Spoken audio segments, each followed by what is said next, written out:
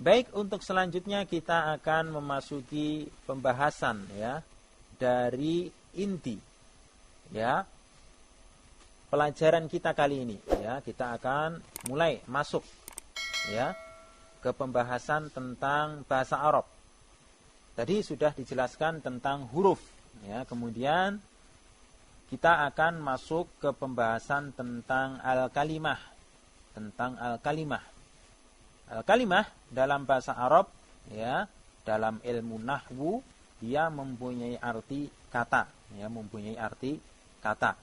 Sekali lagi, al-kalimah dia artinya dalam ilmu nahwu atau dalam bahasa Arab mempunyai arti kata. Yang dimaksud dengan al-kalimah adalah lafaz yang mempunyai makna. Tentunya sudah kita pahami bersama.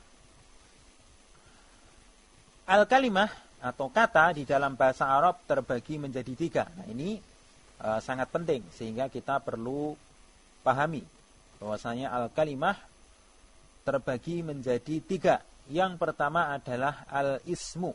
Yang pertama adalah al-ismu, isim. Ya. Kemudian al-fi'lu, yaitu atau kita nanti sebut dengan fi'il, al-fi'lu, fi'il. Kemudian al-harfu, ya, huruf. Baik. Untuk masing-masing definisinya kita akan jelaskan secara singkat. Sekali lagi, pembagian al-kalimah atau kata di sini sangat penting. Oleh karena itu kita hendaknya menghafalnya, kita pahami bersama. Untuk kelompok yang pertama dari al-kalimah yaitu isim. Itu tadi al-ismu, isim. Yang dimaksud dengan isim adalah kata yang menunjukkan atas suatu makna di mana kata tersebut tidak terikat dengan waktu. Ya, kita perhatikan bahwasanya isim dia tidak terikat dengan waktu.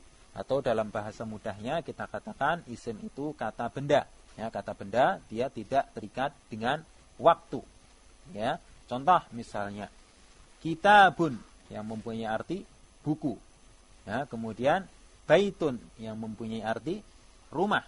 Kemudian dinun yang mempunyai arti agama. Kemudian babun, ya, babun yang mempunyai arti pintu. Kemudian ustadun yang mempunyai arti ustad. Kemudian syajaratun yang mempunyai arti pohon. Nah, kata-kata yang telah kami sebutkan tadi dia termasuk isim. Ingat, karena dia tidak terikat dengan waktu, ya, dia tidak terikat dengan waktu. Untuk lebih jelasnya kita masuk kelompok yang kedua dari al-kalimah yaitu fi'il, ya, yaitu fi'il.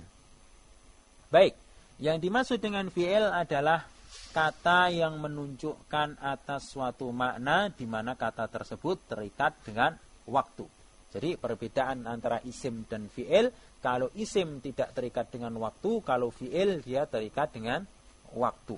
Ya, waktu yang dimaksud di sini bisa waktu lampau, ya, bisa waktu sekarang, atau waktu yang akan datang.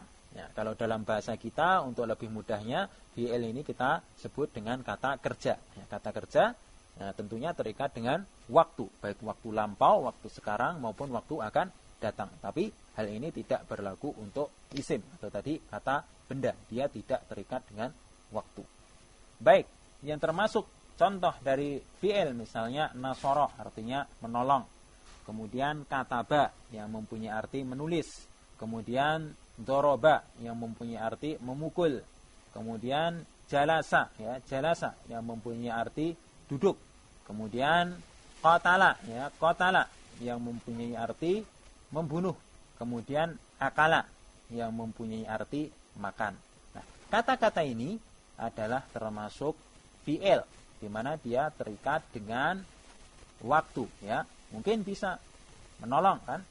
Bisa telah menolong atau sedang menolong atau akan menolong. Nah, ini terikat dengan waktu. Makanya dinamakan dengan fi'il. Baik, itu kelompok yang kedua dari al-kalimah. Sekarang kita memasuki kelompok yang ketiga dari al-kalimah yaitu huruf, ya, huruf. Baik, yang dimaksud dengan huruf adalah kata yang tidak mempunyai makna, ya, Atau kita katakan yang dimaksud dengan huruf kata yang tidak mempunyai makna yang sempurna, ya, maksudnya makna yang sempurna kecuali setelah bersambung dengan kata yang lain. Ya, kecuali setelah bersambung dengan kata yang lain, baik bersambung dengan isim maupun bersambung dengan fi'il, ya. Dia tidak mempunyai makna yang sempurna kecuali setelah bersambung dengan isim maupun dengan fi'il. Nah, huruf yang dikategorikan sebagai al-kalimah adalah huruf-huruf ma'ani, ya, huruf-huruf ma'ani. Inilah yang dimasukkan, ya, inilah yang dimaksudkan dengan huruf yang masuk ke dalam kelompok al-kalimah. Karena tadi kita ingat di awal bahwasanya huruf ada huruf mabani dan huruf ma'ani. Namun yang masuk ke dalam kelompok al-kalimah, ya, adalah huruf ma'ani. Ya, huruf mabani tidak masuk karena mengingat definisi dari al-kalimah tadi lafaz yang mempunyai makna, sedangkan huruf mabani dia tidak mempunyai makna, ya, karena dia hanya sebagai penyusun dari suatu kata.